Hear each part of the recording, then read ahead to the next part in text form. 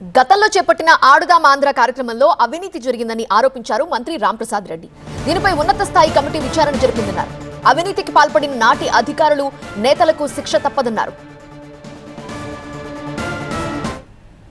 పేద క్రీడాకారుల విషయంలో ఈ ప్రభుత్వం చిత్తశుద్ధిగా పనిచేస్తూ ఉంటే ఆ రోజు మేము చెప్పినా చెప్పకపోయినా ఆడుదాం ఆంధ్ర అనే విషయంలో ఎంత పొరపాట్లు జరిగాయి, ఎంత కుంభకోణం జరిగిందో పత్రికా మిత్రులు, మీడియా సోదరులు మీ అందరికీ తెలుసు. మేము ఒకటే చెప్తున్నాం, మా ముఖ్యమంత్రి గారు, మా యువ నాయకులు ఎప్పుడు వారి సమక్షాన్ని 2 ఉభయ సభల్లో, శాసనసభలో, శాసన మండలిలో దీని గురించి అడగడం, దీన్ని ఒక ఉన్నత స్థాయి కమిటీకి ఇవ్వడం జరిగింది. ఈరోజు కొన్ని మీడియా ఛానల్లో కూడా చూడడం జరిగింది. 3000 పేజీలతో నివేదిక వస్తుందని చెప్పి మీడియా సోదరులు అంటున్నారు. ఏ తప్పు చేయకుండానే 3000 పేజీలతో నివేదిక ఎక్కడైనా వస్తుందా అని అడుగుతున్నా.